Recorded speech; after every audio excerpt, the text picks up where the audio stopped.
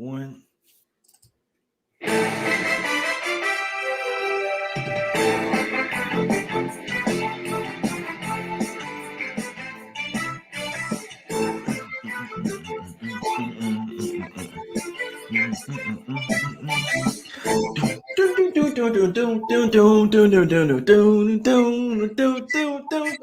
What up, my guys? Welcome to another show, man. NBA Talk with Jay Money and the Shark. This is the NBA tip-off show. Doing it a little bit earlier today, man. I got a lot of stuff going on. This is my fourth show today. I don't mind. I could do 10 of these shows, man. Powered by Wager Talk, man. Go check them out. Use promo code J1 if you've never got a package over there. I'm your host, Jay Money. It's my guy at Shark and Sports on Twitter. What's up with you, my guy? Taking a breath. As I said, the violin is a workout. It's a nice little core workout. Jay's fourth show today. My first, and it is a suddenly not so casual winning Wednesday, January 26, 2022. Big card today. A couple rescheduled games, which is actually making these cards bigger. If you go forward the next 3 or 4 weeks, I was actually looking at it, Jay. We don't have a lot of days off. There's not a lot of small cards. A lot of the smaller cards are a little inflated by these rescheduled games. Most cards, 5, 6, 7, 8 games. 10 games today. Let's dominate. Let's do it, man. It's all business here, guys. Let's get straight into it. First game up, we're going to the streets of Indiana here. We got the Hornets versus the Pacers. You got the Hornets here coming off a back-to-back, man, where they are 0-6 this year, 0-8 straight up this year, Shark, 2-6 against the spread, traveling from Toronto. You got the Pacers here, unfortunately. Like, if this was second game off the trip, I'd be buying them here. And it's crazy, Shark. They've lost to the Hornets 3 straight times already this year, so you do get the triple revenge spot. And the Pacers, they come home for one home game, then they go back out on the road again for 2 more games. It's Pacers or nothing for me. That's the only way I could look in this game, my guy. Yeah, the only way I could look at this game is trying to look at another game to put my money on, because this is incredibly difficult stuff. Of course, you said it. You get a triple revenge game. And if you go to the first two, it was actually the opener of this calendar year, this season, 123-122, total toss on a 1.5. The next one was also similar, 121-118, the most recent, 116-108, all Charlotte, though. But as you said, Charlotte coming in here on 3rd and 4 back-to-back, crossing the border, was lackluster last night. Indiana comes in here off a very effective road trip, 3-2 ATS, I believe, but very, very competitive in all those games. And just really a dead zone spot coming home off really where they've functioned well all year, which is against the West. Really incomprehensibly. It doesn't make a whole lot of sense. You should be better against conference rivals, not guys on the opposite coast. But that's what they are. The game's tough, triple revenge game, sharp line. I think this game is going to hover right around this 2.5 figure. Yeah, no, I'm with you on that. It's Pacers are nothing for me in this one. Like I say, I don't necessarily think that it'll be a close game. If whichever team wins, it'll likely get ugly in this one. Like I say, the Hornets as well, if they're on a back-to-back. So if they are down and losing energy late in this game, I could definitely see them. Like I say, I said it yesterday. I think the Hornets are ready to go on a slide here. That's why I say it's Pacers nothing for me. And I also think they were looking ahead to this game. That was part of the reason why I was on the Pelicans. It was a sandwich spot in between revenge games. They had a revenge coming off a revenge spot versus the Suns. Then they had this one on deck, a one-off basically. So this is almost, it's not a must-win because obviously the Pacers are maybe not even making the playoffs. But if you want to win this game, you want to get a home win, you go back out on the road for 2 straight games. I'd be looking at the Pacers to come in here and get the win in this one, man. Let's go over here to the streets of Milwaukee. No, the streets of Cleveland here. I wish it was streets of Milwaukee. We got the Bucks here versus the Cavs. Obviously, there's one player here. People think injuries don't matter or a single player doesn't matter. One player that does is Jared Allen over here for the Cavs in this one. Like I say, if he plays, then it'll probably be good for the Cavs here. Obviously, Cavs been really good first quarter. If he doesn't play, it'll be a long night for Mobley and the guys. They already lost Markkanen. If they don't have Allen, that's 2 big pieces of what the Cavs really do. 3 big guys out there that stand over 6'10", towering you. That's why they usually own teams defensively and on the rebound as well. So, I mean, I like the Bucks in this one, man. I don't think, even if Jared Allen is in there, I like the Bucks in this one. Minus the 4. They're 8-1 straight up, 6-9, 6-3 against the spread last 9 meetings as well. Obviously, those are different teams, but you do find a revenge spot as well. They lost by 30 points to this team, 29 points up there in Milwaukee, where they set their whole starting 5. You will get Giannis, Middleton, and Holiday in this one, and that's when I'd like to back the Bucks here. So I wouldn't argue you guys off, waiting to see what's up Jared Allen in this one, but I do like the Bucks in this spot, Shark. Yeah, I couldn't disagree. Obviously, you do get a revenge game. As you said, nobody played 119-90, just an absolute massacre. Back when Cleveland really was on an absolute ATS heater. Of course, they are adjusted now. One thing I am fearful, though, they are coming off an 0-3 ATS stretch, and they do get back into their comfort zone, which is as a dog. And it's not so much about line functionality. If you go back to last year, the line did move and the results did move accordingly. There was one that was short. But within this division, as you said, Milwaukee has absolutely owned them in the last 3 or 4 years, 8-1 straight up. And it was 8-0 up until the last meeting, which we had correctly, I might add. But I think this is going to just hover in the middle. I think this is going to be real tight. It's just not what I'm trying to gamble on here. Yeah, no, I'm with you on that, guys. Like I say, keep an eye on the Jared Allen, I'll be sitting at the spot. You got to be quick, man. If he is out, he didn't practice yesterday as well. So a little bit of inside info, obviously with an illness. I'd be leaning towards him possibly not being in this game. But like I say, you got to heal his game time, whether he's in or out. I couldn't talk you off waiting. If he's in, it'll bode well for the Cavs. If he's out, guys, do not touch the Cavs without Jared Allen and marketing. Well, I can't just say do not, but I'll be on the Bucks here for nice size as soon as I see Allen out in this one, guys. So the Bucks are 0-3 straight up and against the spread, last 3 on the road, so they hadn't necessarily been good, but I do think they can come in here and smack this Cavs team up. You talk about the market adjustment as well. Usually you surprising not seeing the Cavs favor here, to be honest with you. It's a statement type of game for me for the Bucks. They don't really have a lot of them, but they see how the Cavs are playing well over there in the East, top type of team in the East. I'm pretty sure the Bucks will have something to say about that, man. Let's go over here to the streets of Orlando, man. We got the Magic here. You find a revenge spot as well. They played a matinee over there in LA. They were getting 8.5 points in that game, lost on a buzzer beater in that spot. Now you get them coming back to the house where they favored. This is their first time holding as the favorite all season. They're coming off a win. They got their coach Mobley back as well. Like I say, revenge spot. Clippers 5th straight game of a road trip. You get a back-to-back coming in off a 35-point comeback win. I always like watching those type of games because you look at the game, they're expending a ton of energy to come back into the game. And I think it makes it even better that they won it. Now that they can really relax and get ready for that Heat game. It's a huge look ahead spot to the Heat. The Magic also have 2 days rest advantage as well. 3rd game in 4 nights on the road here for the all on the road for the Clippers with the Heat on deck. We're liking the Magic today here, Shark. Yeah, absolutely. Official play. Orlando Magic -120. And Jay said it, and I'll continue on it. If you look at what the Clippers are doing here, they're on an elongated road trip. They started in Denver. They covered. They lost 130 to 128. They expended a lot of energy there. Then they came into Philadelphia and came out absolutely flat and backdoored the hell out of Philadelphia. Then they went into New York, and they were rather uncompetitive. They did not cover 110-102 Knicks on -4. And then last night at Washington, again, very similar to the game in Philly, they went down 25-plus points and came all the way back. So now you get this brutal, brutal spot. 5th game of a road trip. You got Miami next. You're hovering in Central Florida on a back-to-back. You get a Magic revenge game. And the Clippers have won the last 7 in Orlando by an average of over 15 points. 7 straight blowout wins in Orlando. No Paul George, no Kawhi Leonard, death zone spot on the calendar. And the line functionality here, I think, is very similar to where we took the Pelicans out of conference at a 1.5 against Indiana on a big 8-point split. As Jay said, 7.5, 8.5. Clippers in LA, tight one. Magic come in here at -1.5. I'm on the money line just to be safe. I think this is an all boxes check spot. One of the worst spots you can find the Clippers on their calendar all year. Magic have not won back-to-back home games all year. They've won back-to-back games once. They beat the Hawks, and then they beat the Nets. So off a big win, they can win here. Obviously, they did just beat Chicago. I think the Magic get there today. I think they win this game by 5 to 10 points.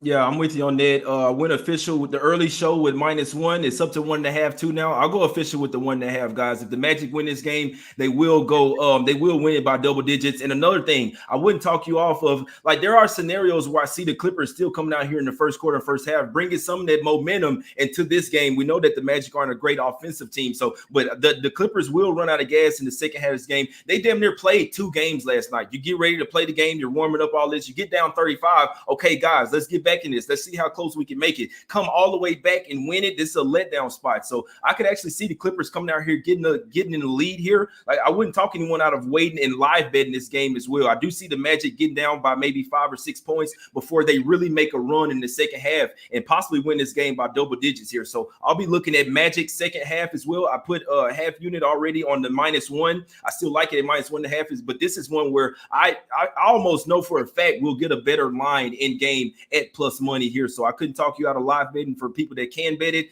Second half as well. I'll be on the Magic second half in this one. This is really when the back-to-back spot will really hold weight for the Magic having the 2 days rest advantage. They'll have a lot more energy in the second half of this game, guys. I definitely don't see them pissing it away. So I like the Magic in this one. You possibly get a better number live. I'll go official with -1.5, 1 unit, guys. Let's go over here to the streets of Atlanta here. We got the Kings versus the Hawks, guys. Kings coming off a 53-point loss last night. Obviously, do they bounce back or do they continue to get smacked up? I'll be honest. Basketball-wise, I usually would like to back a team that's come off their worst start of the season, worst defeat of the season, and probably in recent history as well. They did lose by 45 points last year, but I can't do it with the Kings right now. These teams are going in two separate directions. The line is a little too high for the Hawks, but it's probably high for a reason. They'll come in here and win by double digits easy. It's Hawks or nothing for me here, but with the Kings coming off so bad of a game last night, I end up staying off of it, my guy.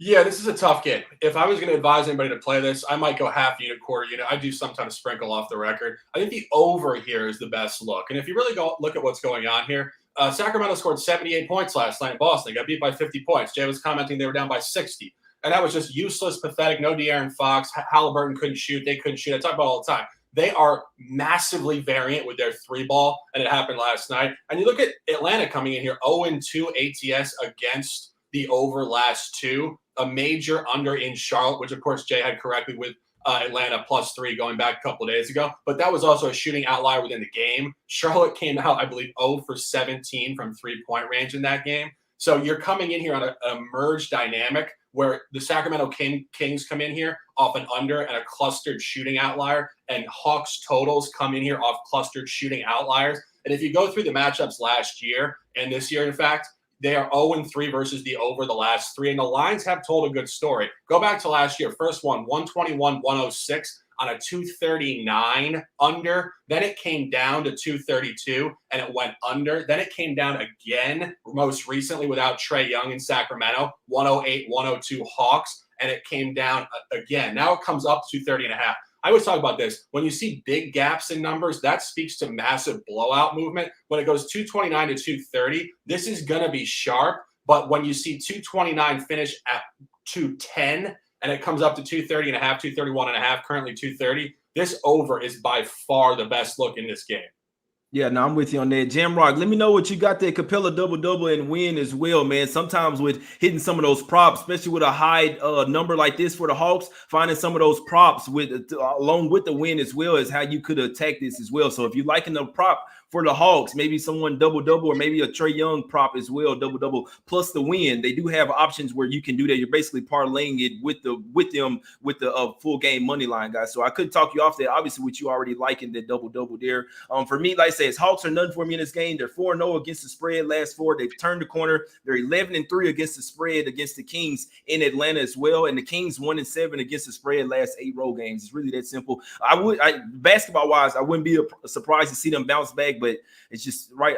I'm staying away from that game, man. It's simple. Let's go over here to the streets of Miami here. We got the Knicks versus we got the Heat versus the Knicks, man. I'm seeing everybody on the Heat, but the line went down to 5.5. That's never a good sign. Something I noticed, man, RJ Barrett, if you want to look at his props, he's really started to come on here these past couple games. We know that they made the trade for Reddish from Atlanta, and those two were college buddies, man. So maybe even roommates as well. But RJ Barrett has found new life now. I mean, he was already balling, but now he's literally going bunkers, guys. So and the Knicks are 2-0 against the spread as well since acquiring Cam Reddish. So we'll see what happens in this one. Not an official bet for me. Could see the under hidden. It's a tough game. One I'll watch, but not some I'll be betting short.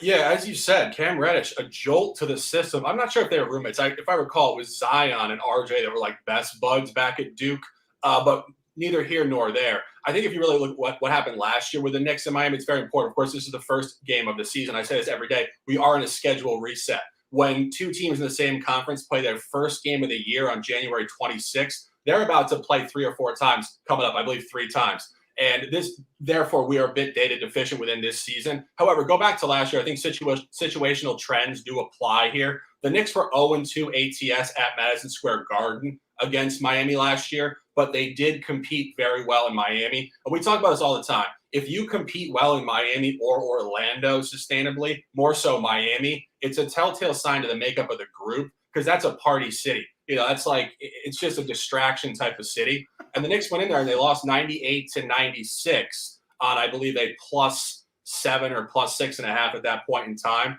The line is shortening up for a reason. I think the Knicks come in here and compete. Miami's just kind of in a purgatory spot in their schedule. Just beat the Lakers, kind of gave a half-ass effort in the second half. Just a bit of a low point in their schedule. I think the Knicks come up here. A significant lean here for me would be Knicks triple revenge game and situational dynamic in Miami to keep this one close. Yeah, and the Heat still don't have their point guard as well. I'm not betting the Heat without Lowry. Maybe some spots, but not in this necessary game where the Knicks have just as many guards. They definitely have the point guard advantage, the guard advantage. Like Jimmy Butler, I like him, and he's a good distributor. But my guy, stop trying to run point guard, man. They got to stop this shit. Pat Riley knows better than that, man. Eric Spoelstra as well. Y'all got to get at least one point guard. You got to go try and get back Dragic. Somebody try and get DJ Augustine. They'll make some trades, but this is not right now, guys. Butler and Hero, they're not point guards. I keep saying it. Look at the Wizards over there. Let's go over here to the streets of Brooklyn, man. We got the Nuggets versus the Nets. Obviously, you got the Nets coming in 6-18 against the spread at the house, both back-to-back for both teams here. And then you got the Nets here. At least they didn't have to travel anywhere. You got the Nuggets coming off that back-to-back versus the Pistons here. Shark, you like anything in this one? I do. We are going to the streets of Brooklyn. We're going to Barclays Center. 2 official plays. Brooklyn first quarter +0.5 and Brooklyn first half +1. You guys saw what I did yesterday. I took Denver first quarter and first half. Consistency to the inconsistency. And you guys might say, are you insane? Denver is 6-0 first half at the East. They should not have lost that first quarter yesterday either. But I look at the other side of this game. Brooklyn comes in here in the spot they love to ball. Home game 2. They're now 0-7 in home game 1 off a road game against the spread. They got hammered last night by the Lakers. They were useless from the opening tip.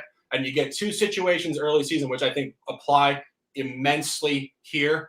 Home game 1 against Charlotte, blowout. Very next night, came out and just hammered Washington. First quarter, first half game. Another road trip, came back. Home game 1 against the Dubs, which we had corrected with the Dubs, got hammered. Very next night, came out against Cleveland. First quarter, first half game. And Denver here situationally against the East is contaminated versus their 6-0 record. This is a write-in game. This is a makeup game. They're supposed to have 3 days off and play the Pelicans in 2 or 3 days on the road. So they're not really supposed to be playing this game. It's a road back-to-back. It's only their second road back-to-back of the year. The only other road back-to-back they had, they played in San Antonio in the final leg, and they came out and got hammered first quarter, first half, and game. I think the entire environment reverses tonight for Denver, and the line's telling you a story. When they're -2.5 for the game, and the first half is -1, it's a short split, and it's juiced at 115. The books are trying to get people to put action on -1 on a short line with juice. First half is the same exact thing. All boxes checked. We got book tells, we got sharp tells, we got road tells, we got home tells, and we have 2 official plays. Let's dominate. Hey, I hope you cash, Makai. I hope you cash it. Let's go over here to the streets of Chicago. We got the Raptors versus the Bulls here. Bulls open up at 4-point favorites. It's basically stuck there here with even all the money on the Bulls here, man. I'll be honest with you. Raptors are nothing for me. Unfortunately, it's a back-to-back coming from Toronto, but maybe they were ready to at least play some games with some fans again. They talked about it. They can't stand they're playing in their home arena with no fans. It's boring type of games. Even though they came out there and smacked up the Hornets, I still said to myself, they're kind of looking ahead to the Bulls game tomorrow. Obviously, the Bulls are a top-tier team in the East, and you find the revenge spot as well. So it's Raptors are none for me in this game. Barnes and Van Fleet are questionable. I don't see why they wouldn't play in this one. They probably were sitting out yesterday's game so they could be fresh for tonight. They're 6-0 against the spread last 6 back-to-backs, so they're comfortable in this role. And the Bulls, they're 2-5-1 against the spread last 8 games, laying points. So basically, you have each team's in their role in this one. The Raptors, the only way I could look, Short. Yeah, I wouldn't disagree. And you look at this, Chicago's won 4 straight in this environment. Of course, the Raptors did win 12 in a row prior to that. So there was a massive cluster in the direction of Toronto, and now it's regressing. Obviously, they could win 12 in a row to get back to 500, which would probably be the normalized average over 24 games between these teams. But if you go back to early season, Chicago did win 111-108 on a -2.5. I had Toronto that day. I had looked back. It was very early season, like the 4th game of the year. I was like triple revenge game, short number, and Chicago got there by a hook. Toronto made a huge push in the 4th quarter, 28-19, almost got there. So now when you look at 2.5 coming in at 4.5, 5, it's a little short for Chicago, but it's going to be sharp. I really think this game is going to finish on the Toronto side by 1 or 2 points.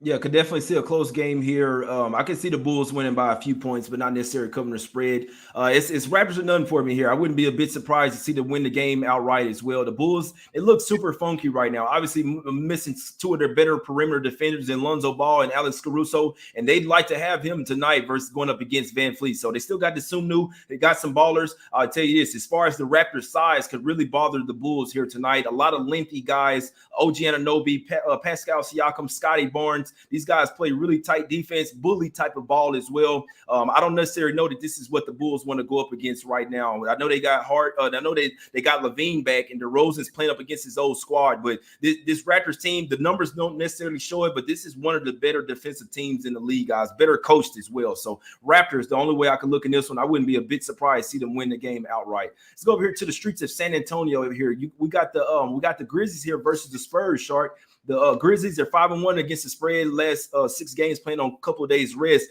and they are the more rested team, and I think they could come to some fruition here. Another thing, the Grizzlies, obviously they're not as hot as they were. Bane is likely to come back tonight off of the COVID pause. Maybe he'll look like, you never know what they're going to look like coming off their pause as well, guys. So we'll see what happens. But Grizzlies, the only way I can look in this one, they have the rest advantage. They're only 1-2 on this road trip. I'm sure they're the type of team, they don't want to go 1-3 on a road trip. They're trying to say, come on, guys, let's at least go 2-2 on this shit. Had a couple of days off. Spurs on the back-to-back coming out smacking up them Rockets in there one. Obviously the starters didn't play starters minutes, but it's still a back-to-back spot for them. And the Spurs hadn't been playing well at the house as well. Here's Shark, the Grizzlies, only way I can look, if you got this one this morning, it was at 2.5, 3, it's up to 4.5. Everybody's on the Grizzlies, don't necessarily like being on those spots, but I'm not looking towards backing the Spurs here, Shark. Yeah, for me, this game has a massive counterpoint to either side. You get a revenge game for San Antonio, and last year was really interesting. Last year, the road team covered all 3 in the regular season. The road dog was 3-0 against the spread. Of course, this year, Memphis did win 118-105 at home on a -5.5. So the road team did not cover this year, and the line is holding strength. Of course, we talk about this all the time. Memphis -5.5 should come down to 2.5. It's holding at 5. And they're telling you a story here. San Antonio coming in here, obviously off a blowout win last night, which we were all over. We talk about consistency to the inconsistency. Can they back this up? The only other environments this year where they've had a road home back-to-back on a 3rd and 4 were early season. They played at Denver and covered, and they came home against Milwaukee and did not cover. And then they covered a road game and came home against the Knicks, which we had corrected with the Knicks there. And the Knicks blew them out 121-109. The only major difference there is those were out-of-conference one-offs. This is a divisional rival and a revenge game in a small window. As you mentioned, Memphis is coming in here off really a pathetic effort. They made, 4 out of 25 threes or something ridiculous. Just your classic young group not being able to shoot the 3 ball and just being essentially like relegated out of the game because of their 3-point dependency and inefficiency. It's just a total toss, really. I mean, Memphis should improve on that. San Antonio, again, it's not the Knicks or Milwaukee. It's a revenge game. I can see this going either way. I think it's going to be sharp. Yeah, no, I'm with you on that. Grizzlies, the only way I could look in this one, obviously some counterpoints for the Spurs. There's always counterpoints to either side, but for this better, the Grizzlies, the only way I could look in this one, man. Let's go over here to the streets of Portland. You got the Blazers playing a lot better basketball here, Shark. Obviously, they got it there last night. The Timberwolves are up by 9 last few minutes, man, but the Blazers, they never quit, guys. So I'll be honest with you. I won't be betting against the Blazers, especially full game for a while. This is a spot, though, especially with them sitting Robert Covington and Nazir Little. You could argue two of the better perimeters defenders left on the team. Now, what that means is Powell will likely could not play off the bench tonight and play starter minutes. Still a back-to-back spot for him. The Blazers game, home game too. It did come off a loss last night. I'd be looking towards the Mavs in the first half, coming off a pathetic effort last night as well. So I like the Mavs in the first half. That's the only way I could look in this one, Shark. Yeah, I'm smiling because we didn't discuss this off the record. And I was actually just saying to my girl before, as I had the Mavs hat in the kitchen, I said, Mavs first half is probably the best look.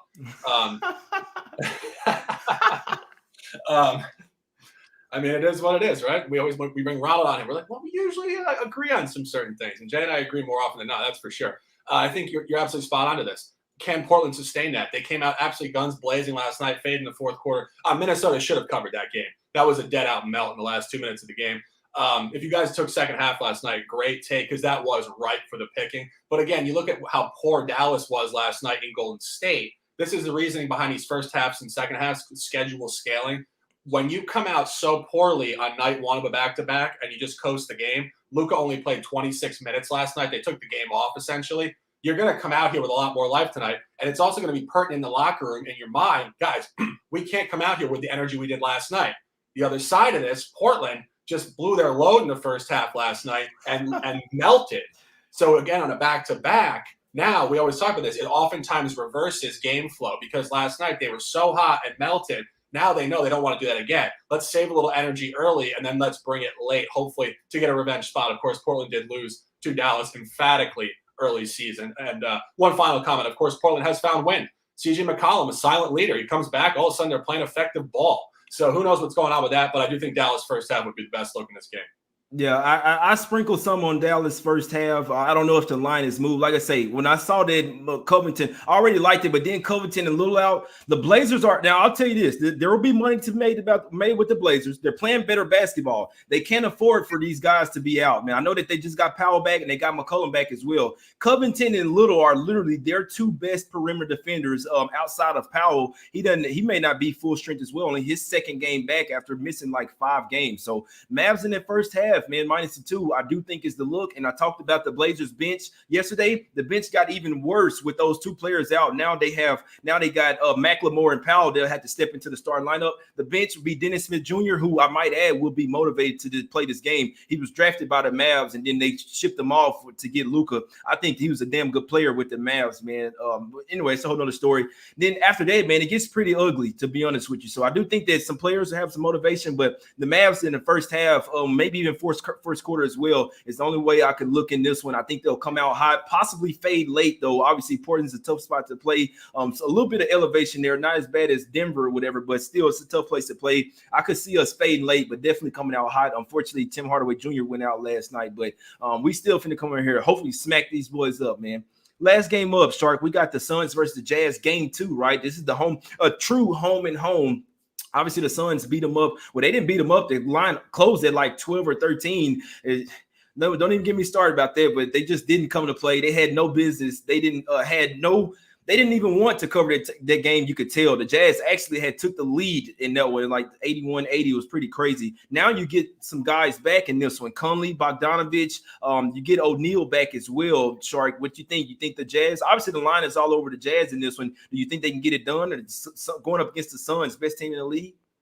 This is super tough because, again, we talk about with the Suns. We talk about this more so with the Grizzlies and the Cavs, like these young competitive teams. The veteran competitive team that you don't want to fade is the Suns. The Suns just find a way to get it done. And again, it always goes back to Chris Paul. I mean, I talk about this all the time. We have a lot of new followers in the chat, but we've been talking about this for over a year, 2, 4, 5 years. Chris Paul, for me, is an NBA coach in the future. I think he's going to be a great NBA coach, and he's been a player's coach for about a decade. I mean, the guy is an absolute mental, psychological assassin, and he keeps the guys in such a great order. And that's why they always find a way to cover these damn spreads. I mean, Jay, you remember the game against Dallas going back to last week? They're down by 8 points in the middle of the fourth quarter, and they end up covering the spread, for God's sakes, against a very good Dallas team who needed that game. And now you look at the Jazz. Jazz lineup, I think, is still all over the place. Is Mitchell's still out, I believe, correct? Yeah, I've seen him still out. They were saying that he could possibly play today. I'm seeing officially out, but you never know in today's NBA. Yes. I mean, and obviously, theoretically, you do want to buy the Jazz. We talk about this all the time. Close window revenge games don't get any closer than a home and home right in front of your face. And the Jazz have lost 4 in a row to the Suns. They've gotten outclassed in all formats, home and road. But then the other question you ask yourself, we always talk about statistics. At what point does it just become a trend? Phoenix just owns the Jazz, and it's not going to move the other direction. So this is tough for me. 10 o'clock ESPN. I'll have this game on watching and taking notes, but this is a no play for me. This is really tough.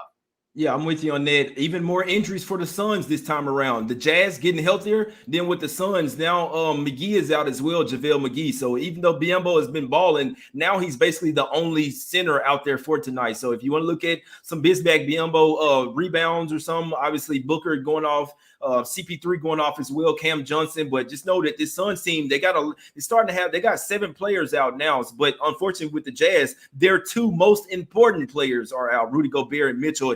I still think they can get it done without Mitchell. It's Gobert, the anchor of their defense. And I'm not a fan of Hassan Whiteside as well. Obviously, a lot of injuries. Once he got paid, he switched up, guys. So, but hit the like button, man. We're giving out free picks every day, trying winning more than we losing. Yeah, we can't get 1,000 likes, man. Come on, man. Y'all tripped out. But let's go ahead and get to some free picks and get up out of here, man. Got a ton of stuff to do here, Sharp. What we rocking with today? Yeah, 3 top plays here.